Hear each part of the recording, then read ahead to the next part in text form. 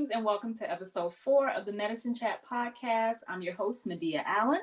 I'm a teacher, way shower, and facilitator of Full Spectrum Health and founder CEO of Organic Soul Chef, which is a multi-modality holistic health practice.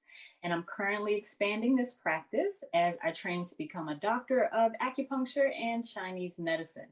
The Medicine Chat podcast is a high vibe conversation infused with deeper insights into health, healing, making sustainable lifestyle choices, and embodying balance during challenging times.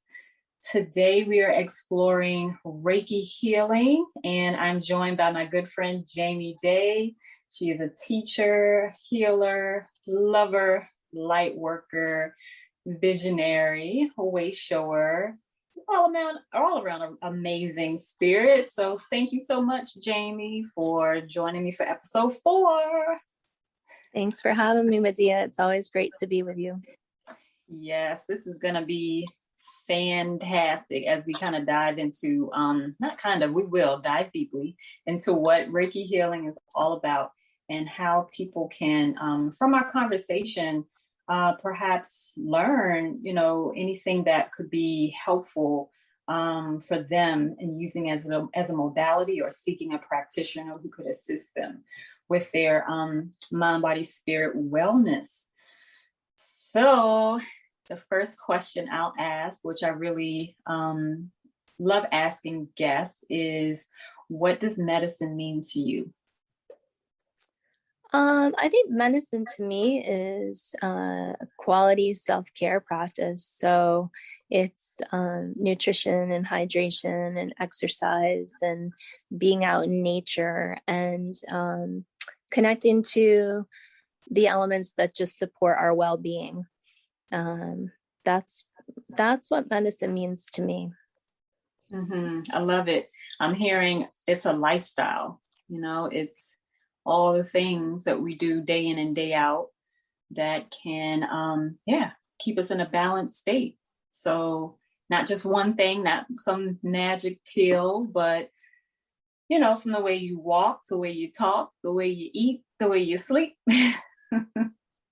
Yeah, the way you be. And it's all available for us. It's just a matter of, saying yes and tapping into it. So to support really our highest state of well-being. Mm-hmm. Yeah. I love that. I love the fact that, it is always around and available, and it's just a matter of tapping in. And we're just recognizing that we all have, we all have the ability to access it. It's just a matter of knowing that it's here and then knowing how to tap in and being in a state that's receptive, to this ever-present wellness. So speaking of tapping in, I think that's a great way to start talking about Reiki. Reiki, for me, Reiki is one of my, I think, more subtle forms of healing that I use, but it's definitely powerful. It's basically a healing that exists that's it can be transmitted through our hands, but it's a part of, our internal state of wellness, right? That's pretty much how I see Reiki, is just having a particular alignment with wellness and then being able to transmit that wellness to others. How would you define Reiki? What is Reiki to you? Well, it's such a beautiful question. I think, sometimes just the basic definition of Reiki broken down, Rei, universe means universal, and the key is the life force energy. So in other traditions, it's prana or chi, and it's really, so it's that ever-flowing universal life force energy that, makes up our internal, like our energy body. But it's that the universal energy that kind of runs the universe that we're connected to. So Reiki to me is learning how to feel and interpret your own energy, and and then tapping in that to that greater source of energy, which some people call God or source or love. It's learning how to feel and interpret that flow that's always available. Mm-hmm. Beautiful. What led you to so you are a tuned Reiki practitioner, and how long have you been practicing Reiki? Formerly Reiki, since 2011, but I've always felt energy. Since I was very young, I didn't really know what it was, and no one was really talking about it. So I just, I can feel it and sense it. And I think back then, it wasn't too far back, but back when I was young, people weren't really talking about, they weren't really talking about energy. What led me to train in Reiki in 2011 was my dad got sick with cancer, and I wanted to practice or really dive deep into a modality that could help him through his experience and his process. And I kind of, there's so many choices out there of modalities that are beneficial and intriguing, and for a while I kind of I was like, well, what should I train in? But when my dad got sick, I was just drawn to Reiki. I was drawn to train in it. And it was something that was known, I think the word Reiki, the practice of Reiki, it's been around for a long time. And it's something that I could use as a language to speak to people through. And they're like, oh, I've heard of Reiki. So it kind of gave it some definition. So that's what led me to it. Nice. Were you able to facilitate Reiki for your father as he was feeling ill and moving through his experience? Yeah, definitely. I mean, he was being treated, traditionally through chemotherapy and radiation. And what was beautiful about Reiki for me is it's not really something that I can describe. It's experiential. So really it's something that someone has to give a try. And there's a certain feeling, it brings about a certain feeling. Can kind of talk about it all day long, but until you give it a try, because everyone's experience is different and every experience that you have is different. And, so I was able to use it with my dad, and there wasn't a lot of, I just basically said, hey dad, I trained in this, I trained in to learn Reiki, and I think it could help you feel better. And he was like, all right, I'll give it a try. And it's a laying of hands. You can place your hands above someone or directly on their, on their being. And it's just it's a, sorry, now I'm like caught up in thinking about my dad. It's just it's a very relaxing, peaceful feeling typically. And he really, he really enjoyed it. There weren't, like I said, a lot of words spoken. But when the session was done, he just looked at me and he said, cut it out, like, wow. And I said, I know, it's great. And then I just continued to use it, use it with him. Wow. Yeah, I love it. So as you're speaking, it's beautiful to see that there are beginning to be like published studies on the effectiveness, because I think, for Reiki to be in places like hospital settings and more of Western medicine settings, physicians want to see evidence-based, right? So they want this evidence. And so it was beautiful to come across studies that has shown that, like, Reiki can support immunity, number one, and one evidence of that was like the immunoglobulin A salivary elevations. Basically, when we have more saliva, that is a kind of like an indication that our immune system is working. And so then other studies have shown that, yeah, it invokes a sense of relaxation. It reduces pain symptoms, which I'm sure your father probably felt. And it's exciting because more evidence is being done, because NIH wants to really have this form of healing recognized more nationally and internationally, so more people could really benefit. So it's based on the idea of therapeutic touch, but as you said, you don't necessarily have to put your hands on a person. You can lay on hands, but then there's that energetic laying on of hands, which reminds me of a dream that I had just last night.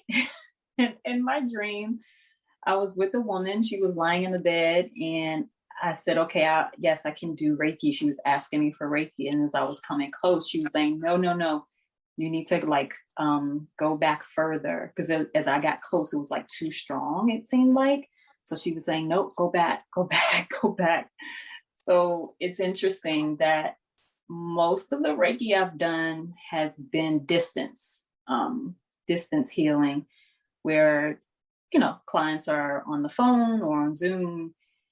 And as a Reiki practitioner, we can see the patient's or the client's energetic makeup, if you will, to be able to know where to go to work, and just to be present with whatever needs to be cleared if there's a blockage or where attention needs to go. And one thing about Reiki, which I love, is that for me, I don't see it as, we don't have to force anything. We're not like even directing the energy. We as practitioners, and I don't know if you feel this way, but I know me as a practitioner, it's just my presence and my alignment alone is all that's necessary, and the person, if they're open to it, they can also kind of like catch that wave, or align themselves to that to be able to be in a more balanced state. What would you say about that? Is that the way you feel about it, or do you feel differently? Yeah, I think what I love about Reiki is it really meets people exactly where they're at. As a practitioner, I always ask to just be a clear channel for the, that universal energy to flow through. So it always meets people exactly where they're at. And I think that a big piece of it is, I always remind people, hey, listen, especially someone who hasn't tried Reiki before, you can't see it. It's like we're talking about energy. You can't see energy. And it's just reminding them, like, hey, you're always the captain of your own ship. Like you're always in charge. And so I think a big piece of it is just encouraging trust, for them to trust themselves. Like, hey, it's okay for you to, you can receive as much as you want, or you can block as much as you want. I think sometimes people tend to get a little, they get tense or a little bit fearful about something that they don't understand. So it's just permission to allow yourself to receive that, that life force energy, and then to release anything that doesn't serve anymore. And so, yeah, it's always meeting them where they're at. And I find, you have an experience of it and you like it, and then you'll receive it again, and each time I feel like people are learning to trust that trust that they're worthy to receive, trust the feelings that they're having. It can bring up emotion, it can bring up repressed emotion. And, ultimately, well, I can tell you, I worked in the hospital for about 4 years, working with cancer patients, so oncology patients. I knew it was something I would do after I had my experience with my dad, and I was presented with an opportunity. And this hospital offered Reiki and acupuncture and massage as complementary therapies, for people receiving traditional medical treatment. And so a lot of people in there had never even heard of Reiki. But they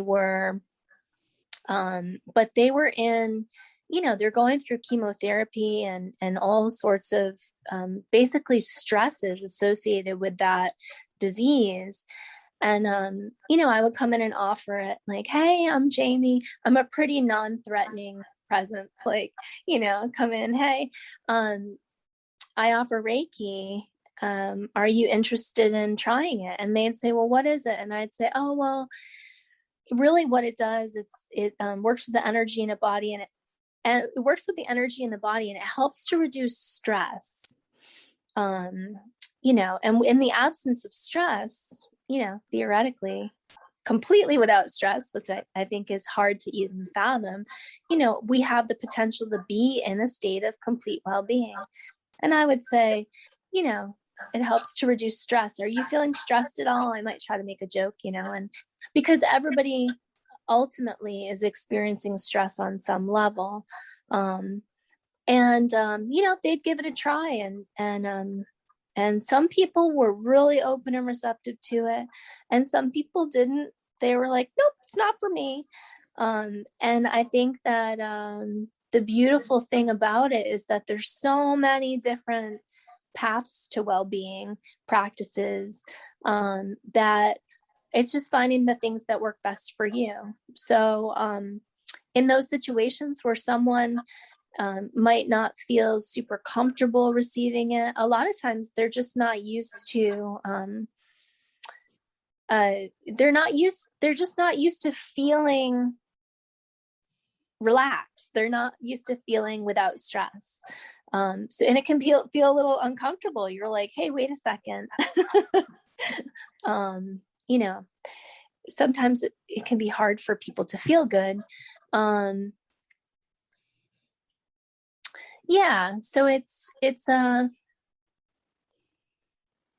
I'm losing my words. Kind of getting No, it's okay. Yeah, you said a mouthful there, and it's so many beautiful things to take from what you shared so far.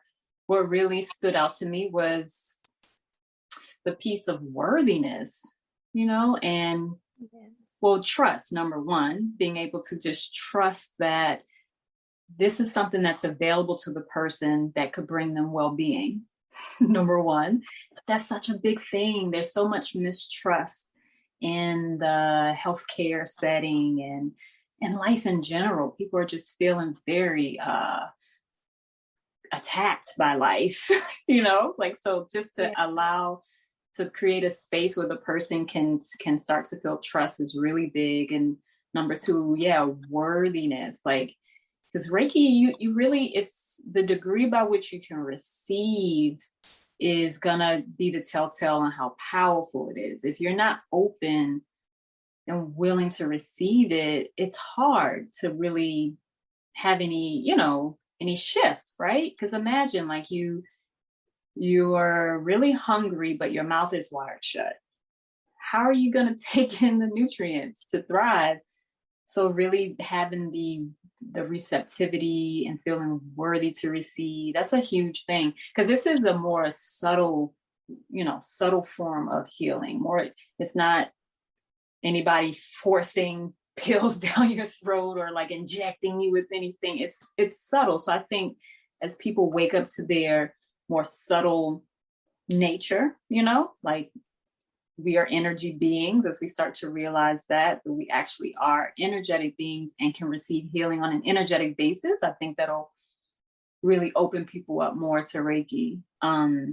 But also, as you were speaking, it made me think about, so Dr. Usui, like, the quote unquote founder of Reiki, I think just in the modern day, Reiki has been forever. I feel like it's been from the beginning of humans, people have had power in their hands, but he was responding to his students' questions around the work of Jesus and how Jesus was able to heal people. And it made me think about how some people weren't healed by Jesus, according to the stories. And I feel like the people who weren't healed, they weren't in that receptive state. Jesus he wasn't a miracle worker in the sense that he could force people to receive things. That's not how this works, right? He's going to be, Jesus or whoever can be in an alignment is going to show up in the alignment. It's up to the person to receive it, to actually have some shift. So yeah, I think that, when you said acupuncture, it's kind of the same idea with acupuncture too. People ask me, well, does it work? Does acupuncture work? And it depends. It really depends. It's a powerful form of healing, but are you open to it? Right? And is it for you? And a beautiful thing about medicine is multidimensional. It's not one way. It's not ever just one way to heal and to be well. So I just see it. It's a beautiful time in history where we can access so many things to allow us to achieve balance and wellness. And it doesn't have to be just the one thing. I think people get kind of caught up in the one thing that really helped them, and then they get kind of attached to it. Like, I'll never stop feeling this. But again, it's not the way it works, because we're going to continue to live, right? Well, yeah. And even things that you have practiced that have worked well for you, at some point you just might be guided to try some new things, and it's okay to it's okay to put things down and pick them back up, or not. But I think that recognizing, things that basically, there's so much more awareness now about just being present, and people are practicing meditation, and they're coming into a different understanding of what this experience can be. The experience being that, sometimes I'll be blunt with people and say, look, everything's energy. Einstein said everything's energy, but it's like, really, we're life force energy inside these, like, I'll call it a meat suit sometimes. It's like we're energy inside this meat suit. And really, I had the beautiful experience with my dad of watching the death process. And it's like, there's a point where your life force energy leaves your physical body, and your physical body is there, but your life force energy isn't in it. So, it's like using that description to talk about Reiki being that life force energy that's within. And again, just coming back to, if someone's curious and they're searching for that well-being and that peace of being, Reiki is a great way to introduce someone to what the benefits of meditation can be. So when someone receives Reiki and they have this experience, and typically they feel super relaxed, they feel really good. And a lot of times I just don't think people even realize that level of well-being is available to them. So it's, they have the experience, and it's like, yeah, this is, with good self-care practice, this is what's available to you. And I like too that Reiki it's something where someone can receive it and they don't have to do anything. Like, so much of our experiences, we're engaging in the activity, but we're actually the one, doing it. Reiki is great because it's like you can actually just lay on a table or sit in a chair or whatever and just receive the energy. So there's no doing involved. And I think that that's fantastic, because I think people do way too much. I think they, it's just an opportunity to be in your state of being, just being, realizing, oh, just being is pretty cool. Mm-hmm. You know. Mm-hmm. Absolutely. I love that point. I feel like practicing being more and doing less is the wave of the future in terms of where we are going as awakened beings, like coming out of this overdue state and just really exploring all the multi facets of who we are, because there's just so much to us as beings, like we present as humans, and there's so much under the meat suit, if you will. There's so much inside. Just who we are as soul. I think a practice like Reiki can start to point the way to soul being, soul integration, and just the beingness of life, and just the power that exists there. There's so much power in being who you are. It's like just being, breathing and receiving. Yeah, that's a beautiful beautiful point to make. And like you said, it's just people aren't used to feeling like relaxed. So there's just people aren't practiced at feeling relaxed. So yeah, I love the work that you did in the hospitals. Do you have any interesting experiences with that? Like any things that really just you'll never forget, or like that really opened your heart even more to Reiki? Or I mean, there were so many people who were new to it, and it's just such a beautiful, it's really just a gift. There were so many people who were new to it, and in that state of vulnerability, and it's like they had kind of exhausted all their other options. And because of my own experiences with Reiki, and there are miraculous ones where people, they'll have had a physical symptom for a long time, and they'll go through a Reiki session. And I'll involve them in that session. There are some times where I ask for them to be involved. There's times where someone just needs to lie on the table and receive the Reiki. But, an important thing for people to realize is they are part of their healing. Someone else doesn't heal you. You learn how to be in a state of alignment to heal yourself. So there were times people, pain went away that they've had, chronic pain, headaches, physical pain from whatever particular illness they had. Memories pop up, like things. For me, every session, honestly, it might sound cliche, but with Reiki is beautiful, because I know that I'm just being myself. I'm just being present and being, Reiki is love to me. It's like love, unconditional love. And being in a state of presence with another is always a gift. And I think as well, when you were talking about, people opening up to soul and soul integration, it's also the recognition that we're each individual, just like a thumbprint, is unique and has come here with gifts and talents, however big or small. And really, my vision and of how the future is going is that people are just opening up and tapping into who they really are, what their gifts and talents are, and what they're here to share in the world. And every single person's different. So it's like, you've got to start to go within and kind of unplug from the matrix, unplug from the outside world, that's been telling us for so long how things should be and how you should feel and what you should do. And it's just like, no, you already know. And so it gives you the experience of feeling comfortable with going within, being comfortable in your own skin. And I just don't think there's any greater gift than that. That's my experience. Beautiful. Yeah, I'll have to highlight everything you said is gold.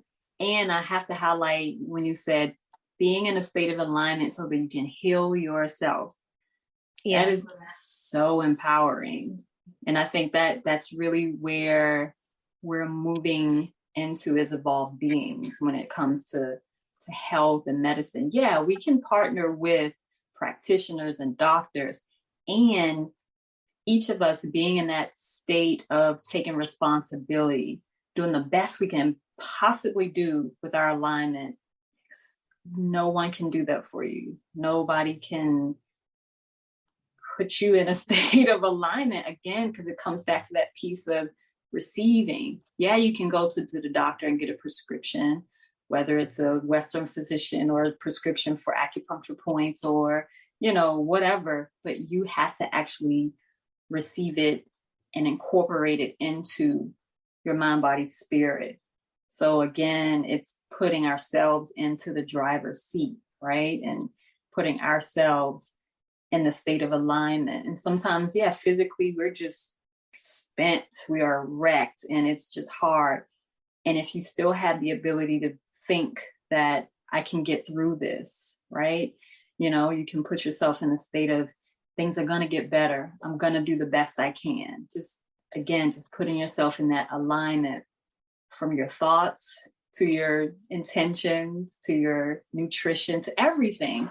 So that's what, that's the intention behind these conversations that I have with you and other healers, is like, I just want for that spark of inspiration to enter the person to know that, yeah, medicine is so much broader than what I think it is. And the power's in my hand, and I can partner with practitioners to achieve a state of health, right? And a state of being that is balanced. So that's, yeah. Well, and to add it, so you're saying to partner with, and the word that always comes up for me is collaboration. That you collaborate with others who are specialists, or they're highly trained in a certain area, but it's that you always feel like you're working together, that you're on the same playing field, that you have, it's important. And I think this is just a big, it's a big distinction that I'll talk to people about, where, the days of going to the doctor and, okay, what do you think, doc? And the doctor tells you what they think, and you just do what they tell you to. It's really, well, it just never worked well that way. It's that your body is intelligent, you, and so it's always a collaboration with that person you partner with. You should always feel empowered. You should feel like you can bring up any question, and that person is on your team, like your teammates, looking out for each other's best interest, really. I just think that's an important distinction to be made, especially at this time when people are, realizing that they have, realizing their own power. Like, I have the power to, be part of my healing. Yeah, only you do. So I think it's a really exciting time, and there are really so many practices out there that will help guide you toward, really being in optimal well-being as much as you can be, whatever that means, and whatever that means for you too. Mm-hmm. I love it. So are you facilitating Reiki currently? I am seeing people, a small number of people in person since this whole pandemic, but it's distance Reiki is always a go, and yeah. Fantastic. How can people find you? You have an Instagram page, right? How can they find you to receive your Reiki experiences? Yeah, you can reach out to me. My Instagram is free to be love. You can reach out via Instagram. I'm Jamie Day on Facebook, with a big smile on my profile picture.